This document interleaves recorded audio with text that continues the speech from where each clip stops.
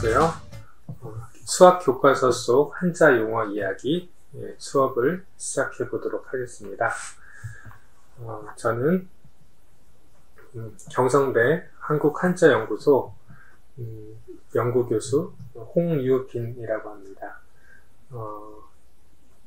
강좌상에서는 간단하게 홍쌤으로 불러주시면 되겠습니다. 그리고 함께 하시는 분은 김쌤으로 하도록 하겠습니다. 이 동영상은 중고등학교 학생들 혹은 학부모 그리고 선생님들 대상으로 해서 중고등학교에서 나오는 수학 용어에서 한자 용어들이 상당히 많이 있죠. 네. 그래서 그 한자 용어들이 많이 있음에도 불구하고 그런 것들을 집중적으로 우리가 설명을 수업 시간에는 듣는 것이 쉽지 않기 때문에 이렇게 따로 동영상을 만들어서 네. 여러분들의 이제 이해를 돕고자 이렇게 기획된 것입니다. 강의 순서는 여기 강의 목차라고 되어 있죠. 네. 그래서 1부부터 5부까지 이렇게 되어 있는데 녹화는 한 50분씩 두 개로 끊어서 하도록 하겠습니다. 그래서 첫 번째 부분은 이제 수화 연산, 그 다음 수화식, 그리고 방정식과 함수 부분을 좀 보도록 할 거고요. 그리고 두 번째 영상에서는 집합과 확률, 그리고 마지막에 뭐가 있죠? 도형 파트가 있습니다. 예, 그렇습니다. 그래서 이 정도로 하면 수학 전반적인 수학에 관한 용어들을 우리가 한번 함께 살펴볼 수 있을 것 같습니다. 예, 그러면 시작해 보도록 하겠습니다. 그래서 본격적으로 들어가기에 앞서 여기 화면에 이렇게 공통 용어라고 보이시죠? 네. 예, 보이시면 한국, 중국, 일본의 공통 용어가 있죠. 이 말은 어떤 것을 얘기하는 걸까요? 한국, 중국, 일본에서 예.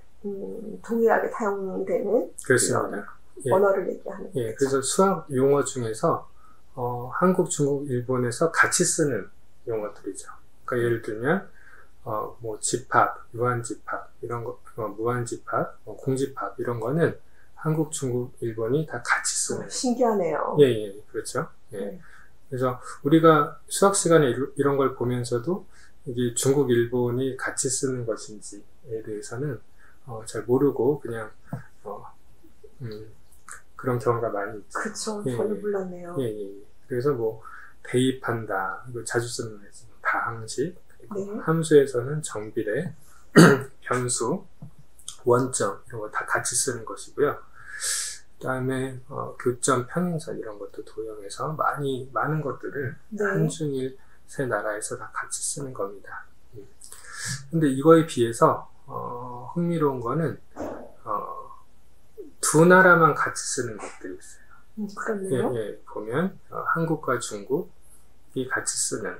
그래서 예를 들면 원소나 여집합 이런 거는 우리나라랑 중국에서 같이 쓰는데 예를 들면 여집합 같은 경우는 일본에서는 보집합 이렇게 쓰고 있죠.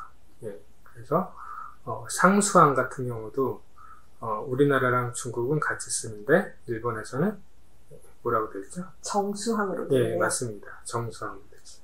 그래서 보면 우리는 상수항을 항상 많이 쓰니까 정수항은 좀 낯설죠. 그렇네요. 예, 근데 일본 친구들 같은 경우는 오히려 상수항이 낯설 수 있죠. 예, 정수항이라고 쓰니까. 예, 그리고 함수 같은 경우도 나중에 또 볼 텐데 또 흥미로운 거예요. 우리나라랑 중국은 함수, 여기 상자 함자인데 네. 같이 함수를 쓰고 있는데 일본에서는 관수, 네. 관계가 있다 할 때 관수를 쓰고 있어요. 그래서 얘기했지만 우리나라 학생들이 만약에 일본에 갔을 때 함수 얘기를 하면 일본 학생들은 전혀 못 알아듣겠네요. 못 알아들을 수도 있는 거죠. 거꾸로 일본에서 관수라고 하면 우리나라 학생들은 무슨 말인지 모를 수 있어요. 그렇죠. 예, 그래서 이렇게 다르다. 그래서 2차 함수 같은 경우도 우리는 2차 함수라고 하는데 일본에서 뭐라고 할까요?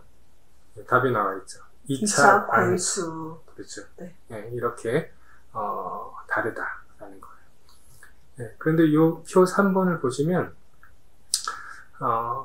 한국과 일본은 같은 용어를 쓰고 중국은 다른 용어를 쓰는 거예요. 예, 예, 그래서 예를 들면 우리나라 같은 경우는 전체집합이라고 하죠. 우리나라, 일본 전체집합인데 중국은 이걸 짧게 쓰네요. 전집 이렇게 쓰네요. 네. 예, 예, 예. 그리고 부분집합 같은 경우도 아들 자자를 써서 자집 이렇게 훨씬 간단하게 쓰는 것 같고 네. 또 이제 흥미로운 거는 이제 소수 우리 뭐 소인수 분해 네. 들어봤죠 수학 시간에? 네, 들어봤어요. 선생님 수업 들었던 적이 꽤 예전이죠. 조금 됐죠. 네, 맞습니다. 근데 그래도 기억은 나실 겁니다. 예, 그래서 그런데 그래서 소수 그리고 뭐 소인수 분해 이런 말 네. 기억이 어렴풋하게 나실 거예요. 아주 어렵시다네. 그렇죠. 근데 흥미로운 거는 중국에서는 소수가 아니라 질수라는 말을 써요. 물론 이제 소수라고도 쓰긴 하는데 네. 질수라는 그리고 소인수가 아니라 질인수라는 말을 써요. 좀 낯서네요. 그렇죠. 네. 네, 처음 듣는 거죠. 근데 네. 이것도 생각을 해보면 요 소나 질이나 바탕이라는 뜻입니다. 바탕. 네, 그래서 우리가 어떤 학생이나 사람들한테 소질이 있다. 그렇네요. 네, 그렇죠. 소질이 있다라고 하는 거는 바탕이 있다라고 하는 거죠. 그래서 충분히 성장할 만한 바탕이 있다라고 할 때 소질이라고 하는데 그래서 소자를 써도 되고 질자를 써도 돼요.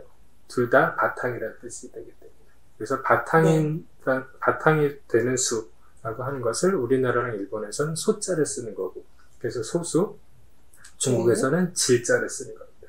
질수 이런 식으로. 예, 그래서 소인수 분해는 어떻게도 쓸 수 있다?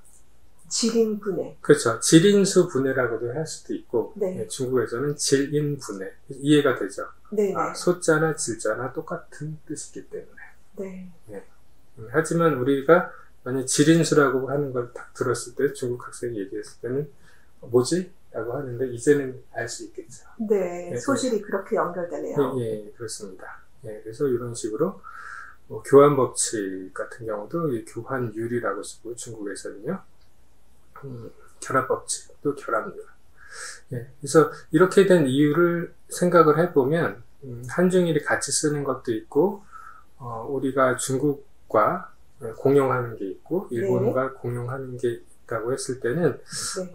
아무래도 우리가 수학을 이제 받아들이고 할 때 중국 용어를 받아들이는 경우도 있고 네. 그 다음에 일본 용어를 받아들이는 경우도 있기 때문에 이런 현상이 일어난다고 볼 수 있겠습니다.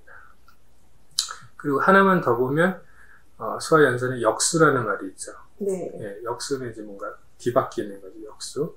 근데 이것도 중국에서는 이게 뒤집히다 할 때 이제 도자예요. 그래서 도수라는 단어를 쓴다. 네. 네, 이런 식으로 이 자료는 이 출처가 박경민 선생님이라는 분이 이제 비교 연구라는 논문에서 나온 부분이고, 그래서 이 표를 통해서 우리가 공통 용어를 함께 쓰는 것과 이제 별개로 쓰는 것의 어떤 구분을 알 수 있습니다. 네, 신기하네요. 네, 그래서 이런 용어를 알고 파악하고 의미를 가지고 수학에 접근하면 보다 조금 또렷하게. 네, 훨씬 쉬울 것 같아요. 네, 그래서 의미를 알고 들어가는 거기 때문에 네. 도움이 될 것 같습니다. 그래서 이런 용어들을 한번 알아보자 네. 하는 게 본 강의의 이제 핵심이다라고 볼 수가 있겠습니다. 예, 그러면 이제 본격적으로 들어가 보도록 하겠습니다. 예, 1부 수화 연산. 김쌤은 연산 어떻게 잘 하시나요? 네, 미적분 전이어서 연산은 그래도 괜찮았던 것 같습니다. 네, 연산 이제 계산하고 그러는 거죠. 네. 보면 이제 정수라고 하는 것은 한번 보도록 할게요. 근데 우리 0, 1, 2, 3, 4를 네. 우리가 뭐라고 하죠? 정수. 그렇죠. 예, 그래서 한글로 주로 정수라고 많이 쓰죠. 네. 예, 그런데 여기 보면 제가 이렇게 하겠습니다. 정수 요건데요. 네. 요 정자가 상당히 좀 복잡하죠. 네네. 복잡한데 여기 뜻을 보시면 가지런하다라고 되어 있어요. 네. 그래서 우리 정리정돈이란 말 들어보셨나요? 네네네. 많이 쓰죠. 그게 어떻게 보면 정리정돈이 다르게 풀면 가지런하게 하는 거예요. 책 같은 게 예를 들면 자빠져 있다거나 이렇게 엎어져 있을 때 네. 그거를 세워가지고 이제 꽂아놓고 하는 게 가지런하게 하는 것이죠. 네. 그게 바로 정돈입니다. 네. 그렇다면 숫자에도 막 이렇게 소수점이 있고 막 복잡한 숫자들이 있는 반면에 정돈된 숫자들이 있겠죠. 네. 가지런한. 네. 그래서 0, 1, 2, 3, 4 네. 이런 깔끔하게 정리된 숫자라고 볼 수 있어서 그래서 정수인가요? 가지런할 정자를 씁니다. 네. 근데 이거를 그거에 비해서 요 위에 요거 같은 경우는 정할 정자입니다. 그래서 정돈될 정자가 아니고 정할 정자이기 때문에 단순히 어떤 정해진 수라는 뜻이에요. 그래서 이제 헷갈리면 안 된다라는 것이죠. 그래서 0, 1, 2, 3, 4는 가지런할 정자다. 그래서 뭔가 깔끔하게 떨어진다라고 하는 그런 의미가 있고 우리가 이제 중학교에 들어가면 마이너스 1, 마이너스 2, 마이너스 3, 마이너스 4 또 이제 음수죠. 네네. 이런 음수의 경우도 뭐에 포함된다? 정수. 정수에 포함된다. 네. 가지런하긴 하죠. 네, 그러네요. 음수 같은 경우도 그렇습니다. 그러면 정수가 있다고 하면 분수가 있겠죠. 네. 그래서 분수는 어떤 게 있을까요? 생각나시는. 분수 2분의 1, 3분의 1. 그렇죠. 뭔가 정수가 그렇죠. 정수가 뭔가 하나의 온전한 거라고 하면 분수는 나누는 그런 느낌이 있죠. 네. 그래서 정수 A를 정수 B로 나눈 것을 B분의 A라고 한다라고 하는 것이죠. 그래서 이렇게 표현한 것을 바로 분수라고 합니다. 그래서 위에 있는 것을 분자라고 하죠. 그다음 그 아래에 있는 것을 분모. 그래서 위에 있는 게 아들 혹은 아이, 밑에는 어머니가 되는 거죠. 그래서 오른쪽 피자에서 분자가 1이라고 하면 요 한 조각, 한 조각은 몇 분의 몇일까요? 8분의 1. 맞습니다. 8분의 1. 그럼 8분의 1이 8개가 합쳐지면 1이 되는 거죠. 그리고 재밌는 거는 이 분수의 영어의 유래가 어디서 왔냐면 fraction에서 왔습니다. fraction이 조각이라는 거예요. 근데 보시면 여기 피자의 조각이죠. 그렇죠. 그 피자 전체를 1이라고 봤을 때 이 조각 하나는 몇 분의 몇이다? 8분의 1. 그렇죠. 8개로 나눴을 때 하나다. 재밌죠. 조각. 피자 한 조각이 fraction이라. 그래서 이렇게 분수 개념은 피자로 이해하면 딱 떨어집니다. 그렇네요. 아마 듣는 학생들도 그거구나 라고 생각을 할 수 있을 겁니다. 그리고 우리가 또 연산에서 많이 보는 게 소수. 소수는 아까 정수는 2개가 헷갈렸잖아요. 근데 소수는 3개가 헷갈려요. 그렇죠. 그래서 소수는 우선 적을 숫자, 적을 숫자, 양이 적다는 거죠. 그 건데 소수라고 하면 적은 수. 그래서 의견이 많은 사람들의 의견을 다수의 의견이라고 하죠. 그거에 비해서 적은 수의 사람들이 하는 의견은 소수의 의견 할 때의 소수예요. 근데 이 3개가 헷갈리는 이유는 뭘까요? 동일한 발음. 그렇죠. 발음이 같기 때문입니다. 빙고 맞습니다. 혹시 상금 있나요? 상금 생각해 보도록 하겠습니다. 그래서 그렇고 근데 요거는 작을 소자예요. 이 작을 소자의 반대는 큰 대자겠죠. 아까 그러면 적을 소자의 반대는 많을 다자가 되겠죠. 그렇게 생각해 볼 수도 있고 그래서 요 밑에 작을 소자 스몰이 있겠죠. 영어로 보면 이 작을 소자가 바로 우리가 0.1, 0.01, 0.0224 이렇게 그런 것을 소수라고 합니다. 그래서 차이를 아시겠죠. 그래서 헷갈리면 안 된다. 한글이 같기 때문에 그래서 이거는 약간 1보다 작은 수다라는 그런 의미인 것 같아요. 네. 작은 소자. 그 다음에 또 중요한 것이 요 소예요. 아까 제가 그 우리나라랑 중국이 일본이 같이 쓴다라고 했죠. 소인수, 네. 소수. 네. 그때 중국은 뭐라 그랬죠? 질수라고 했죠. 네. 네. 그때의 요 소수입니다. 그래서 우리나라랑 일본이 같이 쓰고 있는데 이 발음이 이제 비슷하기 때문에 한때는 헷갈리지 말라고 해서 소스라고 하자라고 하는 주장을 하는 분도 있고 그렇게 쓴 기간도 있었던 것 같아요. 네. 하지만 지금은 그냥 똑같이 소수로 쓰고 있습니다. 예. 진짜 헷갈리겠네요. 그렇죠. 예. 그래서 이제 이렇게 소스라고 쓰는 것도 나쁘지 않지 않을까 그런 생각도 약간 들긴 합니다. 그 다음에는 근데 그러면 소수가 이제 원래 어디서 왔을까라고 보니까 이제 프라임 넘버라는 용어에서 왔어요. 영어에. 네. 그러니까 보면 아시겠지만 이제 근대에 서양의 지식이 이제 동양에 들어오죠. 네. 그때 이제 용어들을 많이 만들게 되는데 그래서 중국이나 일본이나 사람들이 이제 프라임 넘버라고 하는 것을 이제 보는 거죠. 보고 이거를 어떻게 우리가 번역해서 쓸 수 있을까? 네. 라고 해서 그럼 밑에 보면 넘버는 수로 번역할 수 있겠죠. 네. 예. 그 다음에 프라임은 무슨 뜻일까요? 최초? 그렇죠. 최초라든가 아주 원시적인 그리고 되게 중요하다는 의미가 있어요. 네. 네, 프라임이라고 하는 거. 그래서 그게 바탕이라고 하는 걸 상당히 중요하죠. 네. 네, 그래서 이 바탕 소자 를 쓰게 된 겁니다. 네. 예, 그래서 여기 보면 정의가 나왔어요. 일과 자기 자신 이외에 약수를 가지지 않는 2 이상의 숫자를 소수라고 한다. 그래서 예를 들면 2, 3, 5, 7, 11 9는 여기 왜 안 들어갔을까요? 3으로 나눌 수 있죠. 네. 네.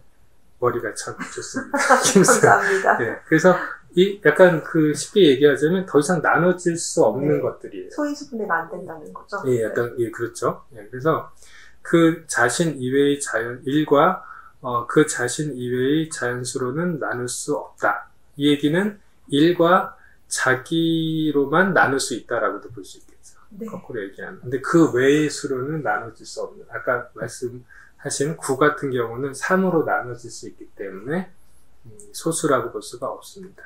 그래서 뭔가 태초부터 존재하는 수라고 볼 수 있어요. 상당히 귀한 숫자입니다. 그러네요. 예, 약간 오리지널리티. 그렇죠. 예, 그래서 라틴어 프리무스라고 이게 최초이라는 의미라고 하고요. 그래서 여기서 유래한 프라임 넘버라는 이름이 생긴 겁니다. 그래서 소는 본디, 바탕, 근본. 예, 근본이 중요하죠. 네. 예. 반면에 다른 예를 들어볼게요. 예, 4 같은 경우는 뭐와 뭐를 곱한 거죠? 2와 2. 그렇죠. 그래서 4는 2가 2개 곱해져서 만들어낸 수기 때문에 소수이다, 아니다? 아니다. 예, 아니다. 예, 6도 마찬가지입니다. 네. 예, 그래서 이런 4나 6 같은 경우는 2차적인 수 혹은 합성수라고 부른다고 합니다. 예. 그 다음에는 우리 또 많이 들었던 용어 중에 공약수라는 말도 있죠. 네. 예, 공약수. 네. 그래서 공약수는 공통된 약수라는 거죠. 네. 이게 공이 공통되다라는 거죠. 예, 그래서 만약에 20분의 8이 있다 라고 했을 때 공통된 약수는 뭘까요? 4. 예, 맞습니다. 공통된 약수. 그래서 4로 나눴을 때 뭐가 된다? 5분의 2 이렇게 되는 거죠. 네. 이해되죠? 네. 예. 예, 그 다음에 이제 약수, 조금 더 큰 개념이죠. 약수는 어떤 수를 나누는 것이 가능한 수를 그 수의 약수라고 하는데 예를 들어서 12의 약수는 뭘까요? 답이 나와 있죠. 네. 예. 1, 2, 3, 3, 4, 4, 6, 11. 그렇죠. 12. 그렇죠. 예, 12 이렇게 됩니다. 그래서 요 약은 이제 묶을 약자인데 그 밑에는 간략할 약이죠. 그래서 제가 이게 궁금해가지고 옛날 그 수학책 중국에서 나온 구장산술 뭐 이런 수학책을 봤는데 네. 의미상으로는 간략하다라고 하는 그런 뜻이 있어요. 네. 그래서 오히려 한자로 봤을 때는 이게 더 의미가 맞는 것 같아요. 그렇네요. 네. 간략히 하는 거니까. 예를 들면 8분의 20분의 8보다 5분의 2가 간략하죠. 훨씬 간단한. 예, 그렇죠. 그래서 그런데 여기는 이제 이 묶을 약자를 쓰고 있습니다. 예, 그래서 이런 내용이 있다라는 걸 알 수가 있고, 그래서 이제 약분이라고 하는 거예요. 예, 그래서 간략하게 한다는 의미. 그래서 의미만 봤을 때 약분이라고 하는 것이 좀 어울리는 것 같다. 예, 그래서 분모와 분자의 숫자가 크죠. 20분의 8. 그럴 때 번거로울 경우에 간략하게 하는 것을 약분이라고 한다. 근데 추가적으로 이 묶을 약자를 쓸 수 있는 이유를 생각해 보면 나눗셈이라는 의미가 있대요. 묶을 약자. 그렇군요. 처음 들어보시죠? 네. 네. 그래서 이제 나눗셈이니까 이 약자를 쓸 수도 있겠구나 그런 생각을 해볼 수 있습니다. 그럴듯합니다. 네, 맞습니다. 그래서 영어로는 리덕션이라고 하고 이렇게 되는 것이죠. 그 다음에 또 중요하다고 생각이 드는 게 기하분수. 수학 시간에 되게 많이 들어보셨죠? 가물가물하지만. 예, 그 한글로 되게 많이 들어보셨어요. 네. 근데 이게 한자로 봐야지 이걸 알 수 있는 개념이에요. 뭐냐면 요 기자부터 보도록 하겠습니다. 요 기자입니다. 요 기자인데요. 여기 보면 요 오른쪽이 원래의 모양입니다. 네, 원래의 모양. 여기 보시면 요 왼쪽이 뭐로 보이시죠? 밥그릇 같은데요? 맞습니다. 네. 그리고 여기는 사람이 이렇게 앉아 있는데 네, 지금 이걸 입이라고 쳤을 때 입이 어느 방향을 지금 반대 방향으로. 그렇죠. 밥의 반대 방향이죠. 그 얘기는 밥 먹기 이전이다 아니면 이후다. 이후 배가 불러서. 그렇죠. 밥을 다 먹었다는 것이죠. 네. 그래서 원래 이 한자는 이미 밥을 다 먹었다라는 뜻이에요. 네, 근데 이 그림으로 표현하고 있는 것이죠. 되게 신기하네요. 그렇죠. 근데 이 글자는 이제 그 스토리를 알 수 있죠. 네. 근데 이 글자가 이 한자로 바뀌었어요. 그래서 이 왼쪽 부분이 밥이라고 보이시나요? 전혀 구분하기 그렇죠. 힘든데요. 이게 어떻게 보면 한자의 어떤 어려움입니다. 네, 그래서 초기 글자를 알면 보면 이게 밥을 다 먹었구나. 고개를 돌리고 있으니까. 네. 근데 이 바뀐 우리가 쓰는 한자에서는 이 오른쪽이 사람으로 보이세요? 전혀 안 보이죠. 네. 그래서 한자가 어려워요. 근데 하지만 이거를 돌파할 수 있는 방법은 이 한자를 보면서 이 그림을 떠올리면 됩니다. 이해되죠? 네. 네. 그래서 이 오른쪽 부분이 고개 돌린 사람이구나 하면 좀 이제 이해가 될 수 있어요. 진짜 그림이 훨씬 이해하기가 쉬운 것 같아요. 그렇죠. 네. 그래서 원래 한자를 뭔가 쉽고 재밌게 하기 위해서는 그림 먼저 보는 게 더 나을 수도 있습니다. 그래서 이미 밥을 다 먹고 고개를 돌린 상태. 그래서 이미라는 뜻이에요. 이미. 네. 그래서 예를 들면 결혼을 하기 전을 뭐라고 하죠? 미혼이요. 그렇죠. 근데 결혼하셨죠. 네. 예. 기혼입니다. 그렇죠. 그 기혼이라고 할 때 바로 이 기자예요. 이미 혼인을 했다라는 거죠. 근데 이 기가 원래는 밥을 이미 먹었다는 뜻이다. 네. 그래서 이제 수학과 관련해서는 기약분수니까 이미 어떻게 됐다? 약분한 거죠. 그래서 만약에 4분의 2라고 했을 때 이거는 기약분수일까요? 아니요. 왜 그럴까요? 그러니까 2분의 1로 그렇죠. 나누어질 수 있습니다. 아직 약분하기 이전이죠. 4분의 네. 1은. 그러면 2분의 1은 기약분수일까요? 네. 맞겠죠. 네. 네, 그렇게 되는 거예요. 네, 그래서 우리가 수학 시간에 한글로 기약분수 상당히 많이 들었죠. 많이 들었는데 이거를 한자를 통해서 이게 이미 기자구나.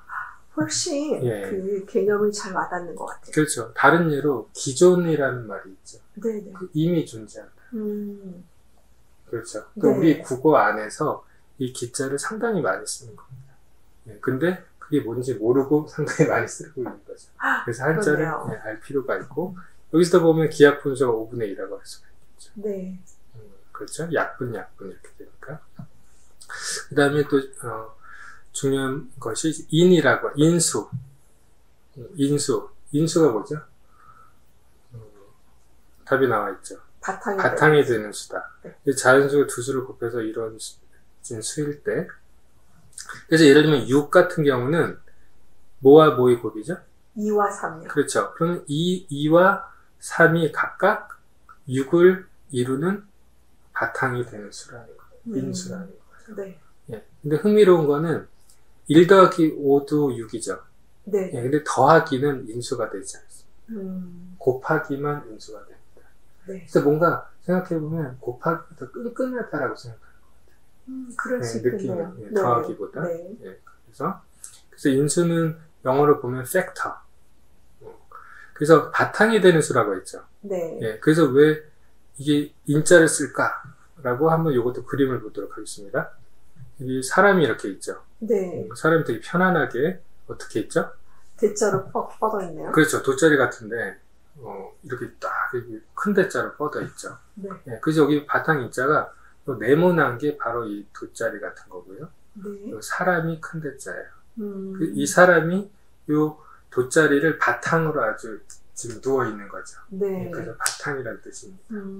예, 그래서 인자라고 하는 것, 이게 바로 그런 바탕이다. 그래서 6의 바탕은 2와 3이 바탕이 되는 수라는 겁니다. 네.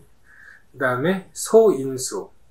그래서 바탕, 제가 소질 얘기를 했었죠. 네네. 그래서 바탕이 되는 인수를 바로 소인수라고 하는 거예요. 네. 그래서 인수분해. 그래서 둘 이상의 정수, 이제 아시겠죠? 이 정자가 가지런하게, 예, 그렇죠. 0, 1, 2, 3, 4 이런 거죠. 네. 이 곱으로 표현하는 것을 인수로 분해한 것. 네. 그래서 인수분해 어떻게 보면 6을 인수분해하는 것이 나와 있죠. 2 곱하기 3. 여기 인수분해라고 볼 수 있어요. 네. 예, 그거에 비해서 13 이런 경우는 조금 다르다라고 볼 수 있겠죠. 네. 그래서 소인수 더하기 분해. 그래서 인수한 모든 인수가 소수일 경우에 그것을 소인수라고 분해라고 한다. 그래서 2도 소수가 되고 3도 소수가 되는 겁니다. 예, 수수라고도 할 수 있다고 그러죠. 그러니까, 네네. 예. 그런데 흥미로운 거는 이런 숫자뿐만 아니라 항이죠. 예, 이런 다항식도 인수분해를 할 수 있다는 거예요. 중학교 1학년 때나 좀 배워본 기억이 있으시죠? 선생님? 기억이 네, 아주 오래전에. 기억이 있으신가요? 그렇 있습니다. 그래서 x제곱 마이너스 4y제곱 네. 이렇게 가리면 어떻게 할 수 있을까요? 답이 뭘까요? 인수분해하면? 네, x 플러스 2y 네. 그리고 곱하기 x 마이너스 2y. 보고 하시고요. 네, 그래서 이런 다항식도 인수분해를 할 수 있다. 네. 근데 우리는 되게 당연하죠. 예전에 수학의 정석 이런 거 풀었을 때 네. 기계적으로 했잖아요. 그쵸? 근데 생각해보면 이런 다항식은 누군가 처음에 이걸 이렇게 분해한 사람이 있었을 거예요. 알 수는 없지만. 네. 근데 그 사람이 이거를 이렇게 분해했을 때 얼마나 신기했을까. 전혀 상상 못하겠죠. 근데 약간 신기했을 것 같지 않으세요? 그렇죠. 그러네요. 그렇죠. 네. 네, 이것도 엄청난 피타고라스의 정리 발견하는 것처럼 있던 발견인데 우리는 학교에서 이렇게 시험도 봐야 되고 뭐 하는 것 때문에 기계적으로 그렇죠. 자동적으로. 예, 처음에 이걸 발견한 사람은 되게 신기했을 거다라는 생각을 합니다. 네. 이제 그래서 다항식도 이제 인수분해를 할 수 있다. 그리고 보면 이 다항식의 인수분해가 상당히 중요하면서 어렵기 때문에 우리가 좀 꽤 많이 배웠던 그런 기억이 있었던 것 같아요. 중고등학교 때. 예, 그 다음에는 지수라는 말이 있습니다. 지수. 그래서 같은 숫자 혹은 식을 계속해서 곱할 때 그걸 지수라고 하는데 예를 들면 2 곱하기 2 곱하기 2는 뭘까요? 8. 8이죠. 네. 근데 8로도 표현할 수 있지만 2의 3승. 그렇죠. 위에 이 어깨 부분에 오른쪽 어깨 부분에 3이라고 있죠. 네. 예, 그게 바로 지수입니다. 네. 그래서 요거는 무엇을 가리킬까요?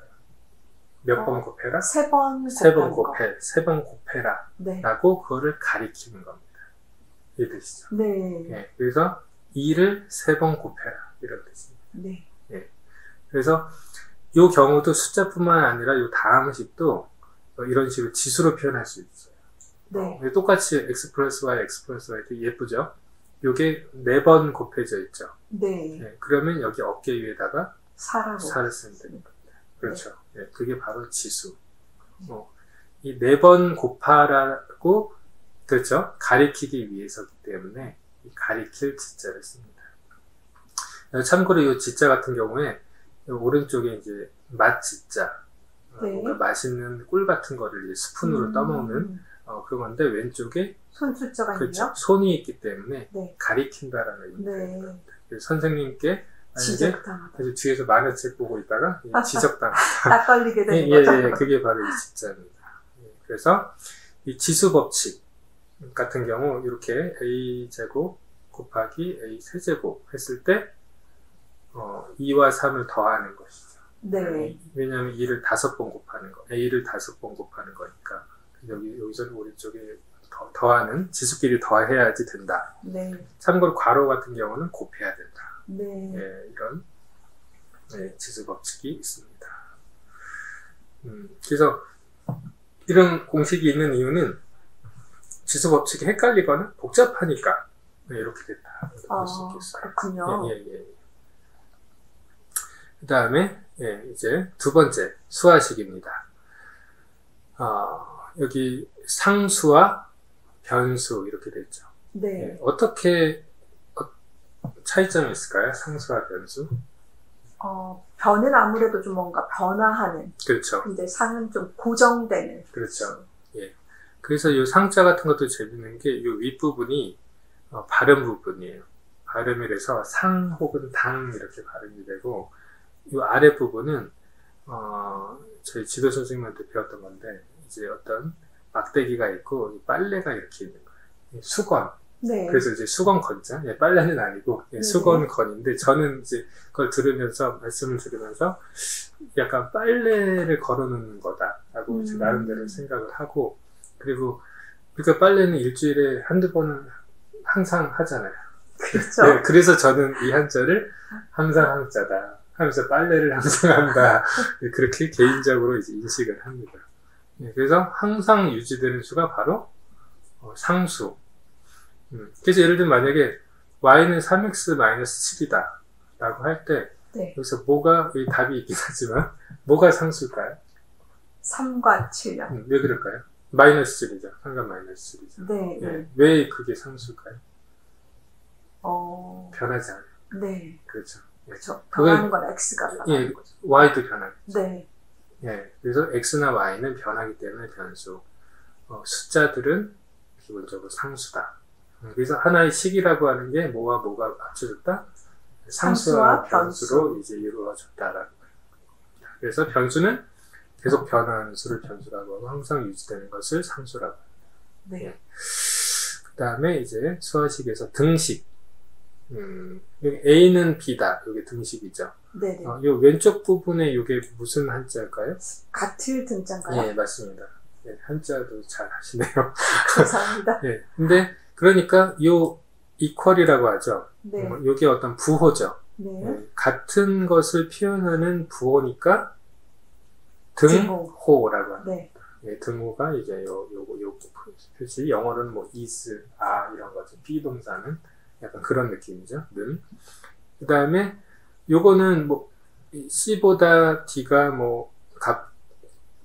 D가 이제 C보다 같거나 크다 이거죠. 네. 이거는 같다라고만 하는 건 아니죠. 네. 그래서 이런 것을 아니 불자를 써서 부등식이라고 합니다. 네. 그래서 요거는 뭐가 된다? 부등호가 되겠죠. 네. 예. 그 다음에 또 알아둘 것은 이제 단항식과 다항식. 그래서 요 하나만 딱 있죠. 심플하게. 네, 네. 3x제곱. 요게 바로 단항식입니다. 그거에 비해서 3x제곱 플러스 2x 플러스 7 요건 항이 많죠. 네. 그래서 만을 닫자. 그리고 요거에 비해서 요거는 되게 심플하기 때문에 단순하다 할 때 단자. 그리고 우리가 그 옷이 한 벌만 입는 신사. 단벌 신사라고 하죠. 아는 사람 중에 있을까요? 딱 떠오르진 않는데요. 요새는 옷이 하도 많아가지고. 네. 근데 옛날에는 있었다고 들었어요. 선생님도 옷이 많은 걸로 알고 있는데. 예, 옷이 너무 많아가지고 저는 옷을 어떻게 정리해야 되느냐가 고민인 시대인데 옛날에는 상당히 귀했었죠. 네. 그 단번할 때도 바로 요 한자가 쓰여질 수 있다라는 거죠. 그래서 단항식은 좀 단순하기 때문에 수학 시간에 그렇게 막 열심히 하진 않고 상대적으로 다항식에 네. 주목을 하고 특히 다항식의 곱셈 같은 경우는 특히 어렵기 때문에 중고등학교 수학에 처음을 장식한다라고 하죠. 그래서 예를 들어서 a 플러스 b의 제곱을 뭐 친숙하시죠? 이렇게 이걸 전개를 한다라고 하죠. 전개. 거꾸로 이것을 거꾸로 이렇게 또 만들 수도 있고, 요거는 인수분해라고도 볼 수 있겠지. 이거를 이렇게 만드는 것. 네. 그래서 이게 하도 중요하고 자주 쓰이기 때문에 때로는 이제 외우는 거 정도로 외울 정도로 막 하고 있다고 해요. 예, 근데 그래서 거의 이것도 공식처럼 쓰이고 있는 것 같습니다. 네. 그래서 이런 항이나 이런 걸 할 때 아까도 변수, 상수 얘기를 했는데 우리가 이런 걸 하는 이유가 이제 방정식의 답을 찾기 위해서 이런 항 같은 경우는 우리가 배우는 겁니다. 그래서 방정식 같은 경우에 또 관련 용어를 설명드리자면 그 수업 시간 때 근을 구하여라 이런 말 혹시 들어본 기억 많아요. 예, 그렇죠. 근데 주로 한글로 근이라고 많이 들어보시죠. 네. 예. 그래서 그런데 그게 그 근이 뭘까라는 생각 혹시 해보신 적 있습니까? 소고기 한근 아니죠? 그건 아니죠. 그건 아닙니다. 소고기 한근을 구하여라 이런 건 아니고 네. 방정식의 답을 구하여라. 그래서 이걸 찾아보니까 이게 바로 뿌리 근자예요. 근데 방정식의 답이라고 하는 거랑 네. 뿌리랑 무슨 관련이 있을까? 항상 저는 좀 궁금했었어요. 그러다가 딱 발견을 한 게 이제 이 어원사전, 여기 보면 네. 수학 용어사전을 이제 보니까 답이 있었어요. 뭐냐면, 산스크리트어, 인도의 네. 말이죠. 거기서 이제, 무라라는 말이 있대요. 무라. 네. 근데 이것이 의미가 나무의 뿌리라고 합니다. 나무의 뿌리. 그래서 나무의 뿌리는, 아시겠지만 땅에 묻혀 있죠. 네네. 그래서 이렇게 육안으로는 보이지 않죠. 어떻게 해야지 보일까요? 그것을 뭐 삽으로. 그렇죠. 예, 땅을 파야지 네. 뿌리를 볼 수 있죠. 네. 그래서 그 땅을 파는 행위가 방정식을 푸는 행위다라고 볼 수 있어요. 정말 막 예. 통하네요. 예, 왜냐하면 보이지 않는 것을 네. 드러내게 하는 거기 때문에. 그래서 파내면 보이게 된다. 근데 파내기 전에는 알 수 없죠. 예, 그래서 이제 미지수라고 하죠. 네. 아직은 알 수 없는 수라는 뜻의 미지수도. 그것을 근이라고 하는 거예요. 그래서 땅 속에 있기 때문에 아직은 보이지 않는 것. 네. 상당히 약간 시적인 느낌이죠. 은유적인 느낌이죠. 철학적인 느낌도 그렇죠. 예, 그래서 그런 미지수를 산스크리트에서는 무라라고 했고, 그것을 이제 서양에서 수입한 겁니다. 네. 그 무라라는 그 개념을. 그 전에는 아마 이슬람 쪽에서 수입을 했겠죠. 예, 그 다음에 이제 서양 쪽으로 수입을 해서 똑같이 서양에도 뿌리라는 의미를 가진 단어가 있겠죠. 네. 그게 바로 라딕스입니다. 예, 그래서 서양에서는 라딕스로 쓰다가 영어에서는 뿌리, 뭘까요? 루트, 그렇죠. 루트를 쓰고 이게 중국에서는 뿌리 근자를 쓰는 겁니다. 의미상 다 뿌리라는 뜻이에요. 이 단어들이. 네. 예, 그래서 우리가 해답을 구하는 건 보이지 않는 것을 파헤쳐서 방정식을 풀어서 알아낸다. 그래서 이 뿌리 근자가 쓰인다. 네. 예, 엄청난 발견이죠. 근데 되게 예. 신기하네요. 그렇죠. 그래서 우리가 수학 시간에 이 근자를 많이 근의 공식도 있을 정도로 그렇죠. 네. 예, 많이 이렇게 설명도 너무 쉽게 다가오는 것 같아요. 많이 쓰지만 이게 원래의 뜻이 모르고 네. 아마 대학생들 대학 수학에서도 아마 이거를 설명하는 경우는 크게 없을 것 같아요. 저도 처음 들었던 것 같아요. 너무 작다고 생각해서 그런 것 같은데 네. 제가 생각해봐서 상당히 이거 중요한 부분이라고 생각이 됩니다. 네. 그래서 이번 기회를 통해서 이 네. 부분을 여러분들이 잘 아셨으면 하는 그런 생각이 들고요. 이 미지수는 아까 얘기했지만 아직 알지 못하는 수. 요것도 어떻게 보면 한자를 알면 더 뚜렷하게 알 수가 있죠. 네. 네, 약간 미지의 세계처럼. 그렇죠. 네, 맞습니다. 그 미지의 세계 할 때 이 미지입니다. 그 다음에 이항. 이거는 항을 옮기는 것. 네. 예. 그래서 예를 들면 x 플러스 5는 10이다 라는 식이 있다고 했을 때 네. 우리가 x를 알기 위해서는 뭐를 옮겨야죠? 5를 오른쪽으로. 그렇죠. 5를 오른쪽으로 옮기죠. 네. 다르게 표현은 5를 오른쪽으로 이사한다라고 볼 수 있죠. 아하. 그렇죠. 네. 이사를 할 때 네. 부호가 어떻게 될까요? 반대로 마이너스가 되겠죠? 바뀌겠죠. 네. 네, 만약에 이게 그대로 가면 x는 17 이러면 틀리겠죠. 네, 그래서 감점이겠죠. 이사 갈 때 네. 뭔가 바뀌어야 되는 거죠. 네. 그래서 마이너스로 바뀌어서 이제 12 마이너스 네. 답은 x는 7이다. 그는 네. 7이다. 이렇게 네. 되는 거죠. 그래서 요 이항이라고 하는 게 항이 이사한다고 그랬죠. 네. 여기 그림 보시면 이삿짐 센터의 차 같은 거죠. 네. 그래서 옮겨졌다. 그래서 여기서 옮겨진 숫자는 5가 옮겨진다. 네. 그래서 항을 옮기는 것이 바로 이 항이다. 네. 그 다음에 방정식과 함수. 시간상 방정식 한 중간 부분까지 하고 네. 그 다음에 두 번째 영상으로 넘기도록 하겠습니다. 그래서 방정식이라는 용어를 썼을 때 어떤 느낌이 들죠? 방정식요? 뭔가 품행이 그거는 아닌 네, 것 근데 같아요. 느낌이 약간 비슷할 수 있어요. 네. 네, 근데 품행이 방정하다는 게 어떤 느낌이죠? 바르다라는. 약간 찌그러진 건가요? 아니면 아니요, 뭔가 되게 가지런하고 그렇죠. 뭔가 정돈된 예, 느낌. 예, 네. 뭔가 네모 반듯한 느낌이죠. 네. 약간 그 느낌과 또 약간 통한다고도 볼 수 있을 것 같아요. 그래서 여기 보시면 오른쪽에 이렇게 뭔가 특이한 게 있죠. 네. 여기 동양권에서 중국에서 이제 방정식을 풀었던 그림. 근데 이게 되게 품행이 방정한 것 같아서 네모 반듯하네요. 네모 반듯하죠. 네. 네, 그래서 약간 그런 느낌. 그래서 네모로 생겨서 방정식이다 이렇게도 볼 수 있고, 근데 서양에서는 이제 아라비아 숫자를 가지고 이렇게 되는 겁니다. 근데 이것도 네모나잖아요. 그러고 보면. 그렇네요. 네, 그리고 이게 식이잖아요. 네. 이것도 어떻게 보면 다 네모나다고 볼 수 있죠. 네, 그래서 방정식. 네모 방자를 썼다. 이게 네모 반듯해서 네모 방자를 쓴 것 같다는 생각이 들 때요. 그 다음에는 그냥 방정식 하나씩 있는 게 아니라 뭔가 2개, 3개 이렇게 있는 방정식 있죠. 네. 그래서 중학교 때 많이 풀어보셨던 경험 있으신가요? 그랬을 겁니다. 아마. 눈높이 수학 뭐 이런 거. 네. 예, 근데 연립 방정식이에요. 그래서 2차 방정식 이상을 연립이라고 하는데, 그 연립이 뭘까라고 했을 때, 여기 그림 보시면 여기 어떤 집이죠? 연립주택. 그렇죠. 3층짜리죠. 그래서 1층, 2층, 3층. 네. 이게 방정식을 그랬을 때 이거 3차 방정식으로 볼 수 있겠죠? 네. 네, 이렇게 3층짜리 이거를 연립이라고 하는 거예요. 연이어서 세워졌다라는 거예요. 1층, 2층, 3층. 방정식도 뭐 이런 식으로 그렇죠? 1층, 2층, 3층 이렇게 되는 거죠. 네. 그래서 이것도 이제 연립 방정식이라고 했는데 심심해서 풀어봤는데 답이 없어요.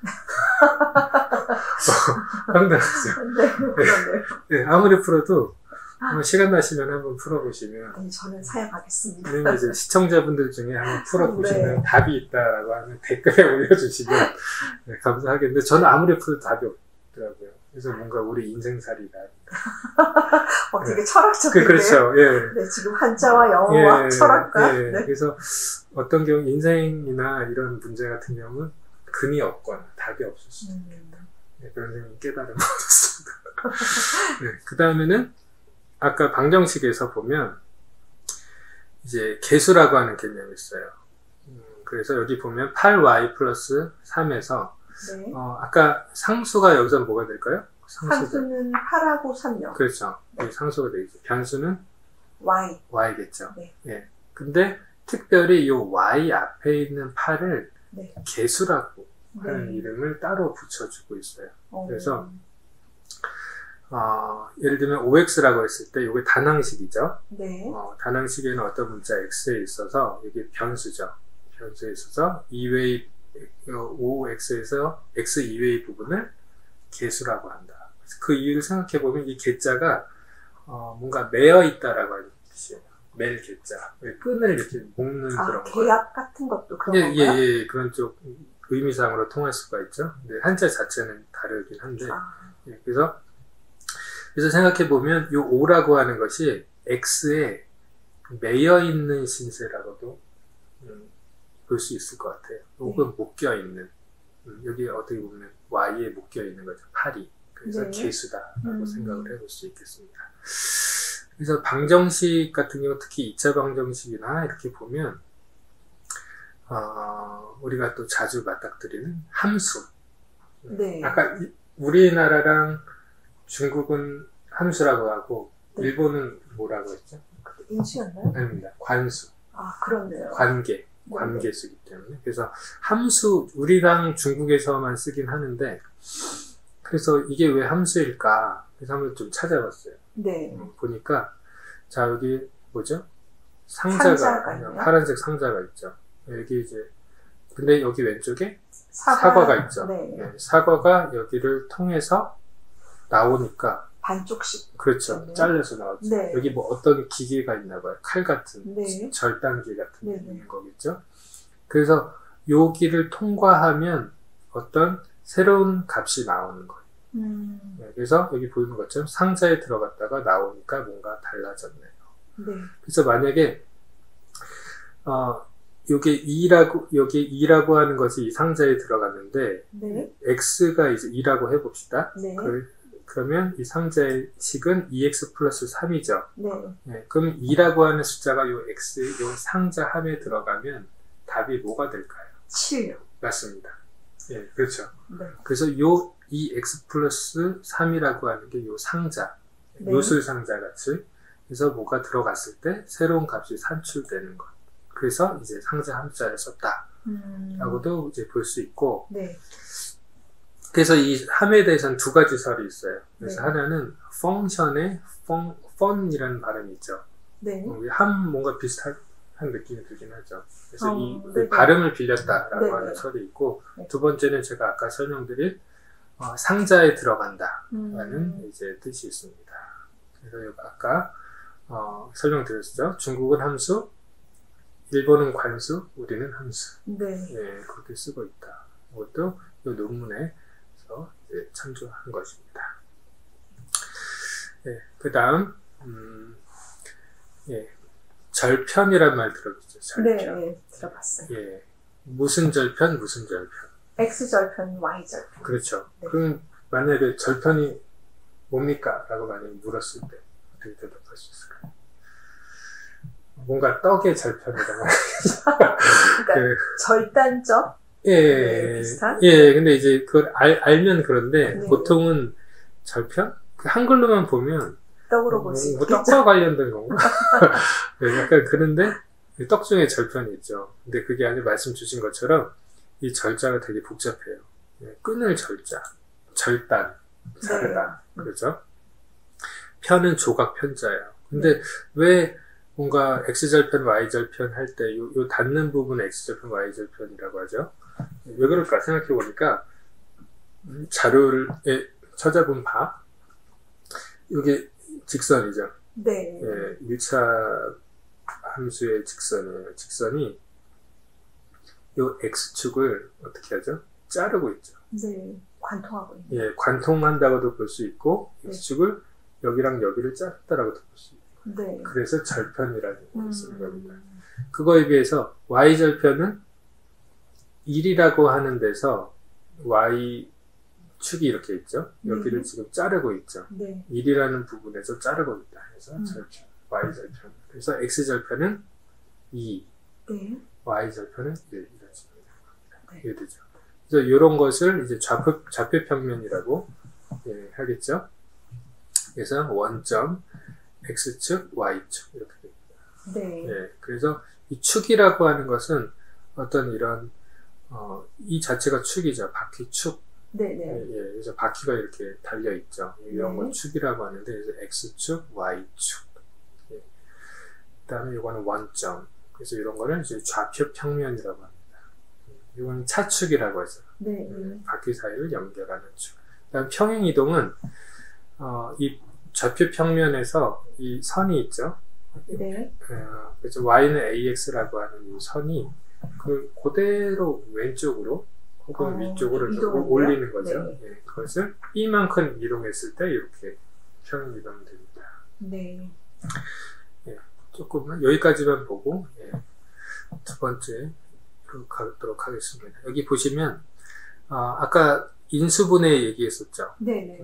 6을 인수분해했을 때는 2와 3. 이렇게 분해되고 그 다음에 x제곱 마이너스 4y제곱은 x 마이너스 x 플러스 2y 곱하기 마이너스 2y. 예, 그럴 경우에 보면 인수분해를 배우는 이유가 여기 보면 그래프가 나와 있죠. 네. 그래프에 보면 여기서는 근이 몇 개일까요? 2개요. 그렇죠. 2개가 나오겠죠. 네. 여기는 하나가 나오죠. 예, 그리고 y는 x-y, x-1, x-2 이렇게 되면 여기 1과 2라는 걸 알 수 있죠. 네. 1과 2. 그 다음에 여기서는 x 마이너스 1의 제곱. 요 부분 1이라고 하는 걸 네. 알 수 있겠죠. 예, 그래서 인수분해를 하는 이유가 우리가 이런 풀어진 걸 봤을 때는 요 근을 알 수가 없겠죠. 네. 예, 근데 얘를 이렇게 풀어야지 여기 1과 2에서 이 그래프가 x축과 닿는다 혹은 자른다라고 하는 걸 알 수 있는 거예요. 네. 예, 그래서 인수분해를 배우는 이유가 이런 것이다 라고 알 수 있겠죠. 예. 그러네요. 예, 근데 우리는 거의 기계적으로 많이 했었죠. 그래서 인수분해를 배우는 이유는 바로 2차 함수의 x절편, 아까 절편이 뭐라 그랬죠? 자르는 거라고 그랬죠. 네. 예, 자르는. 요걸로 한 번 자르고 여기서 또 한 번 자르죠. 네. 예, 여기서는 자르는 건 아니지만 닿는 부분을 알 수가 있는 것입니다. 네. 예. 그래서 여기까지 우리가 봤고요. 예, 그 한자를 같이 의미를 가지고 이렇게 보니까 어떠신 것 같아요? 되게 재미있고 그렇죠. 영어도 또 알게 되고 아까 철학도 네, 예, 그렇습니다. 풀리지 되는 않는 것 같아요. 네. 근데 훨씬 수학의 개념이 쉽게 들어오는 것 같아요. 혹시 다시 중고등학교 다녀볼 생각은 없으세요? 그렇지는 않습니다. 예. 예, 그러면 여기까지 하고, 말씀대로, 이렇게 한자를 통해서 보다 또렷하게, 네. 또 조금 더 깊이 있게 우리가 수학에 대해서 알 수 있고 다가갈 수 있는 것 같습니다. 그러면 두 번째, 시간에 또 만나도록 하겠습니다. 여러분들, 고생하셨습니다. 네, 고생하셨습니다. 또 이따 뵙겠습니다. 예.